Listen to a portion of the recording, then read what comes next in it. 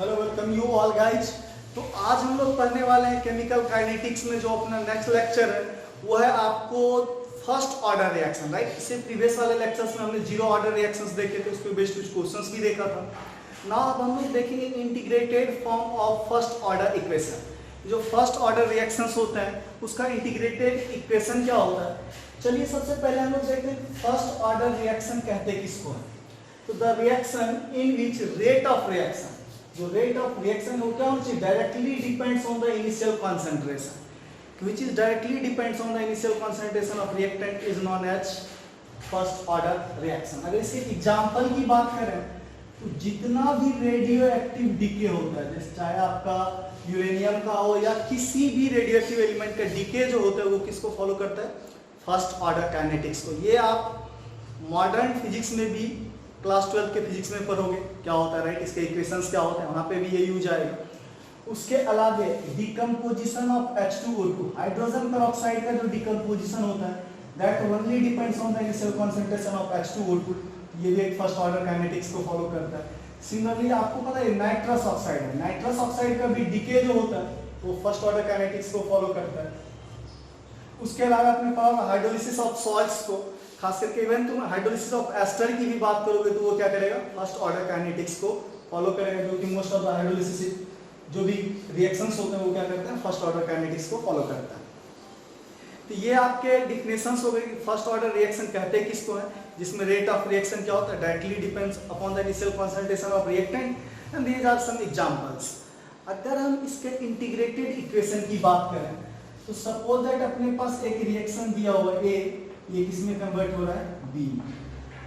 तो आपको पता है कि रेट ऑफ रिएक्शन जो है minus D concentration of A by dt लिख सकते हैं, और ये क्या हो जाएगा, इक्वल टू के कांस्टेंट है, डायरेक्टली तो क्या होता है, directly proportional to initial concentration of reactant.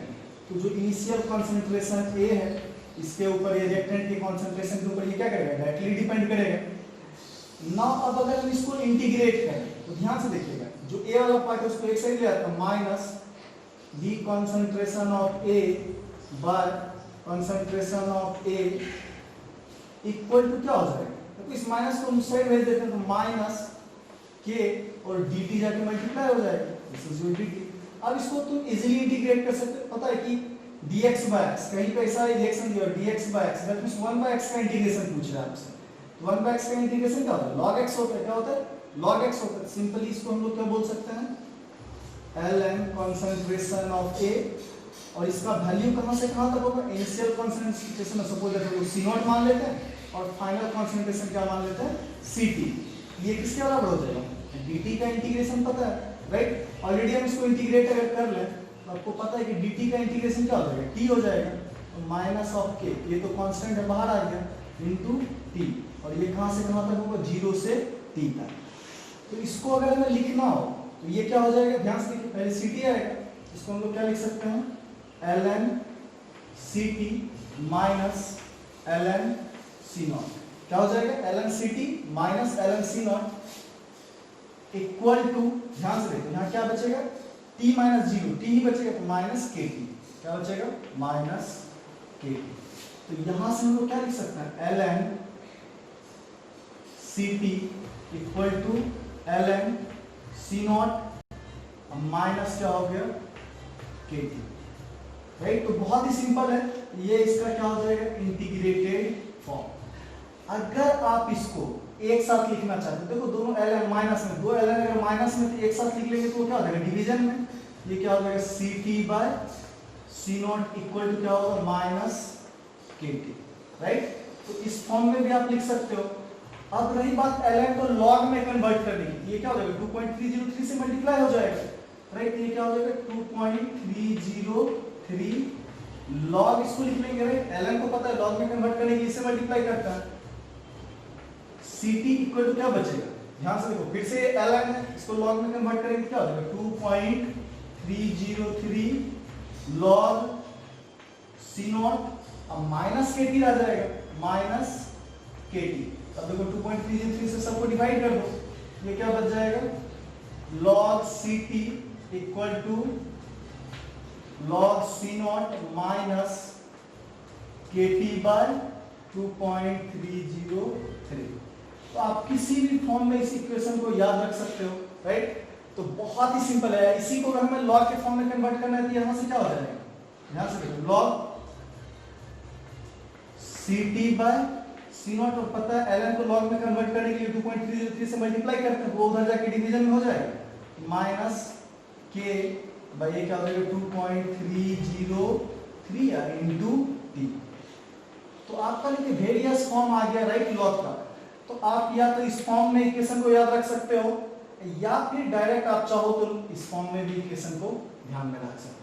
ये क्या होगा, आपका डिफरेंट फॉर्म है किस चीज का, फर्स्ट ऑर्डर रिएक्शन का। फिर से ध्यान से देखते हैं कि आपको पता है A टू B है, ये फर्स्ट ऑर्डर काइनेटिक्स को फॉलो करते हैं। तो रेट जो होगा डायरेक्टली प्रोपोर्शनल टू क्या होगा, कंसंट्रेशन ऑफ रिएक्टेंट। उसको मैंने लिख लिया, इस पार्ट को हमने इधर ले और dt हो जाएगा उधर भेज दिया। जब इसको इंटीग्रेट किया तो इस फॉर्म में कुछ आया, तो इस इक्वेशन को हमने क्या किया, इस फॉर्म में लिख लिया, इधर जो माइनस में था उसको हमने उस साइड भेज दिया, राइट। या देखो ध्यान से, दोनों क्या है, माइनस में लॉग में, एक साथ भी लिख सकते हैं, तो भी इसको ऐसे लिखोगे। और ln को लॉग में कन्वर्ट करने के लिए क्या करते हैं, 2.303 से मल्टीप्लाई करते हैं। तो मेन इक्वेशन जो आपको जनरली यूज करोगे, आपको इस फॉर्म में या तो इक्वेशन को याद रखना है, या फिर आप इक्वेशन को इस फॉर्म में भी याद रख सकते हो। तो बहुत ही सिंपल और क्लियर है आपके पास। अब इस इक्वेशन का अगर आपसे एक एक्सपोनेंशियल फॉर्म में भी हम इस इक्वेशन को लिख सकते हैं, पता है कि ln है, इसको अगर एक्सपोनेंशियल फॉर्म में कन्वर्ट करेंगे तो क्या हो जाएगा, पता है log बेस e है, राइट। तो यहाँ पे क्या आ जाएगा तुम्हारा, ln को उस साइड भेज दो, तो Ct by C not equal to क्या हो जाएगा, e to the power minus kT। तो C नॉट उधर चला जाएगा, तो Ct इक्वल टू क्या हो जाएगा, C naught into e to the power minus kT। तो आप इस इक्वेशन को किसी फॉर्म में भी लिख सकते हो, राइट। तो एक बार आप इसको नोट कर लो, फिर हम इसके हाफ लाइफ के ऊपर डिस्कस करेंगे, ठीक है।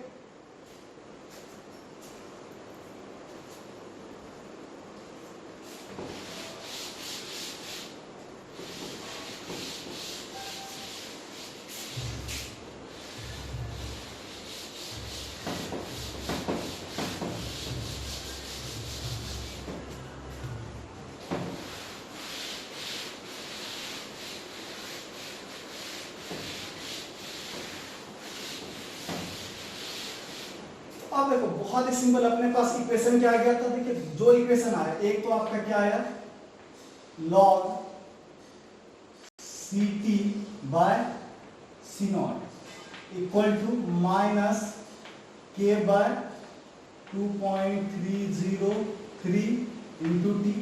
आप इस फॉर्म में भी इक्वेशन को लिख सकते हो, या एक इक्वेशन अपना किस फॉर्म में आया था, log Ct equal to log C naught minus k by 2.303 into T, right.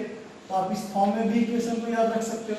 या एक फॉर्म हमने ये भी लाया था, राइट, ध्यान है, Ct by C not equal to e to the power minus kT, right. तो ये डिफरेंट फॉर्म ऑफ रिएक्शन से जो फर्स्ट ऑर्डर के इंटीग्रेटेड इक्वेशन। अब इसमें अगेन आपको पता है half life T equal to T half कब बोलते हैं, जब कॉन्सेंट्रेशन क्या हो जाए, इनिशियल कॉन्सेंट्रेशन के हाफ हो जाए, राइट। तब इस टाइम को हम लोग क्या बोलते हैं, हाफ लाइफ, राइट। तो आप किसी भी रिएक्शन में इसको रख सकते हो। सपोज दैट मैं यहीं पे रख देता हूँ फर्स्ट वाले रिएक्शन में, तो यहां से अपना हाफ लाइफ निकल जाएगा, राइट। तो पता है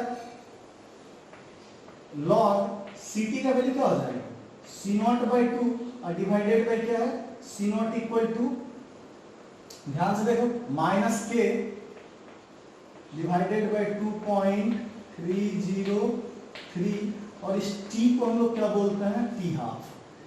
तो यहां से देखो ये क्या बचेगा, log हाफ बच जाएगा, क्या बच जाएगा, log हाफ, राइट।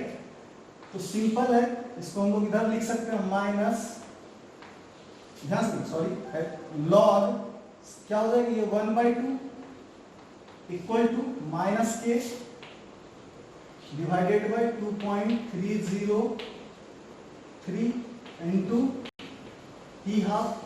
तो यहाँ से टी, अब ध्यान से देखिए टी हाफ यहाँ पे, इसको हम लोग इधर डिवाइड कर लेते हैं, राइट। बहुत ही सिंपल है, टी हाफ को इधर रहने देते हैं, इसको इधर डिवाइड कर लेते हैं। log 1/2 का वैल्यू तुम्हें पता है, माइनस क्या होता है, 0.301 क्या होता है 301 होता है, और ये इधर जाके क्या हो जाएगा मल्टीप्लाई हो जाएगा 2.303 डिवाइडेड बाय क्या हो जाएगा k, और ऑलरेडी देखो ये ऑलरेडी k में भी माइनस लगा हुआ है, माइनस ये क्या हो गया t1/2।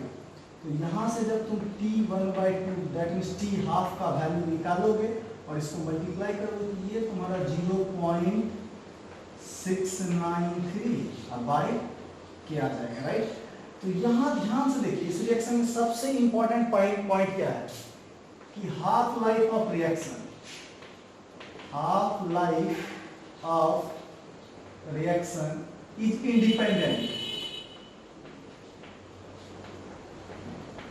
क्या है इंडिपेंडेंट, किससे इंडिपेंडेंट ऑफ इनिशियल कॉन्सेंट्रेशन।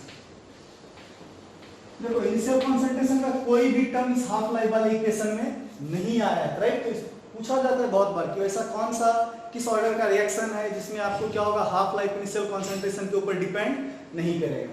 तो this is a very simple part of the questions जहां कि आपका जो हाफ लाइफ होता है वो इनिशियल कॉन्सेंट्रेशन के ऊपर डिपेंड नहीं करता। आई होप यू गाइस कि आपको ये इंटीग्रेटेड फॉर्म ऑफ रिएक्शन समझ में आया होगा। अगर इसके डिफरेंट प्लॉट्स की बात करें, अगर हम लॉग का अगर हम प्लॉट यहाँ पे ड्रॉ करना चाहेंगे तो लॉग को हम लोग कैसे प्लॉट कर सकते हैं, ठीक है गाइस।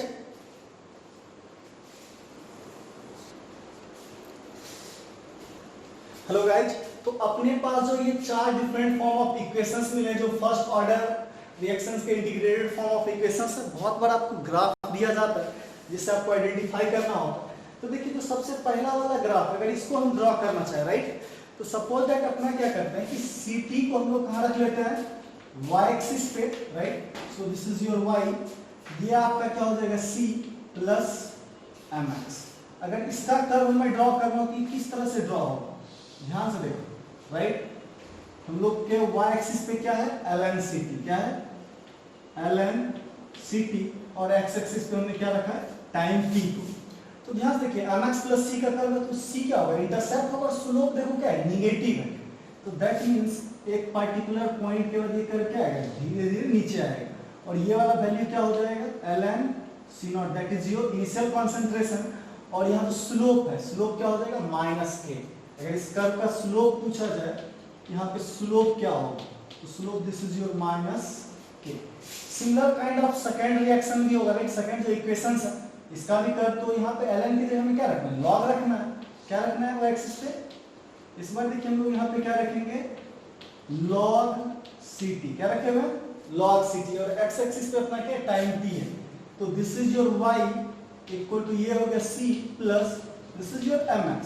तो x क्या होगा t के बराबर, तो m का वैल्यू क्या होगा -k/2.303, राइट। और ये जो इंटरसेप्ट y इंटरसेप्ट है ये क्या हो जाएगा log c0, और अगेन स्लोप नीचे आएगा, और यहाँ पे जो स्लोप होगा आपका वो क्या हो जाएगा -k/2.303, राइट। और सिमिलरली थर्ड इक्वेशन जो यहाँ पे आपको दिख रहा है ct equal to c0 into e to the power -kt, आपको एक्सपोनेंशियल का कर्व पता होगा, राइट। इस पे लॉग नहीं, डायरेक्ट अगर आपको कंसंट्रेशन ct दे दिया जाए और इस पे टाइम t दे दिया जाए तो इस तरह के इक्वेशन का कर्व आपको पता है सिंपली किस तरह से होता है। ये कर्व कुछ इस तरह से जाएगा और ये वैल्यू इनिशियली क्या होगा c0, राइट। एक्सपोनेंशियल कर्व कुछ इस तरह से जाएंगे और कभी भी x एक्सिस को टच नहीं करेगा। और अगर इसके हाफ लाइफ की इक्वेशन की बात करें, राइट, सपोज दैट इस पे क्या बोल दिया गया कि आपको हाफ लाइफ का इक्वेशन, तो पता है हाफ लाइफ का एक कांस्टेंट वैल्यू, हाफ लाइफ क्या होगा ऑलवेज एक कांस्टेंट वैल्यू आएगा। सपोज दैट इस पे अगर हमें हाफ लाइफ रखने को बोले ये क्या आएगा एक कांस्टेंट होगा, राइट, क्या होगा कांस्टेंट होगा। तो इसके बारे में एक और इंपॉर्टेंट चीज फर्स्ट ऑर्डर रिएक्शन के बारे में आपको नोट करके याद रखना है कि ये रिएक्शन कभी भी कंप्लीट नहीं होता, right. This reaction never complete, ये रिएक्शन कभी भी completely that means initial concentration कभी भी खत्म नहीं होगा, Ct कभी जीरो नहीं हो सकता, राइट। ये Ct कभी भी एग्जैक्टली जीरो आपका नहीं होगा, राइट। दैट मींस कुछ ना कुछ तो रिएक्टेंट के कंसंट्रेशन बचे हुए रह जाएंगे। इसको जैसे हम समझना चाहते हैं, राइट। सपोज दैट कोई रिएक्शन अभी क्या है रिएक्टेंट 100% है, तो तो प्रोडक्ट अभी क्या होगा, 0 होगा। ये जैसे ही हाफ होगा, राइट, तो कितना परसेंट बचेगा, 50%। इसमें जो टाइम लगेगा वो किसके बराबर होगा, टी हाफ के। फिर जो 50% है, तो 50% है तो बचा कितना रह जाएगा, इधर हम बोलते हैं जो रेस्ट बचा हुआ रह जाता है, इधर क्या है, क्या बात कर रहे हैं, जो बचा हुआ रह जाता है। तभी बचा हुआ क्या होगा, 100%, क्योंकि इनिशियल कॉन्सेंट्रेशन 100 है, 50% कंज्यूम हो गया, तो बचा हुआ भी कितना रहेगा, 50% ही रहेगा, राइट। बहुत ही सिंपल है। अब देखो फिर से अगर ये हाफ होता है तो कितना हो जाएगा, 25%, राइट। सिंपल, ये अभी तक कितना 25% कंज्यूम हो गया, तो अब तक में टाइम कितना लग चुका होगा, 2t हाफ। कितना लग चुका होगा, 2t हाफ, राइट। और ये जो है रेस्ट अमाउंट, हम किसकी बात कर रहे हैं, जो कंज्यूम हो, राइट। इनिशियली ये क्या था, 100% रिएक्टेंट था, घट के कितना हो गया, 50%, राइट। उससे भी घट के कितना हो गया, 25%, तो 2t हाफ लगा। अगर ये इससे भी हाफ करना है, अगर मान लो 12.5% लिख देते हैं, तब ये कितना लग चुका, फिर से एक t हाफ, राइट। तो दैट मींस कंज्यूम कितना हो गया, सिंपली देखो, not this is not the rest, इसकी हम बात कर रहे हैं कंज्यूम की, राइट। इसकी हम की बात क्या बात कर रहे हैं, अभी यहाँ रिएक्शन क्या होगा, 0% कंप्लीट होगा, अभी क्या होगा 50%, अगर 25 लेकिन यहाँ रिएक्शन कितना परसेंट कंप्लीट हो गया होगा, 75%। इसकी बात करें तो ये कितना हो चुका होगा, 87.5% कंप्लीट हो चुका होगा, राइट। तो तब तक टाइम कितना लग चुका होगा, T1/2, 3t हाफ के बराबर। अगर पूछेगा रिएक्शन 87.5% कंप्लीट होने में कितना टाइम लगता है, तो 3t हाफ। और इस तरह से इस चीज को आप कंटिन्यू कर सकते हो। ये एक बहुत ही सिंपल और शॉर्टकट मेथड है, जहां से आप percentage completion of the reactions को भी ऐसे फाइंड डायरेक्टली कर सकते हो, right. So this is all about the first order reactions. इसकी कमिंग वीडियोस में हम इस पे कुछ क्वेश्चंस को भी सॉल्व करेंगे, और उसके बाद हम सेकंड ऑर्डर, थर्ड ऑर्डर या इवन nth ऑर्डर रिएक्शंस के इंटीग्रेटेड इक्वेशन को कैसे लिखते हैं वो भी लिखेंगे। Thank you guys, stay tuned.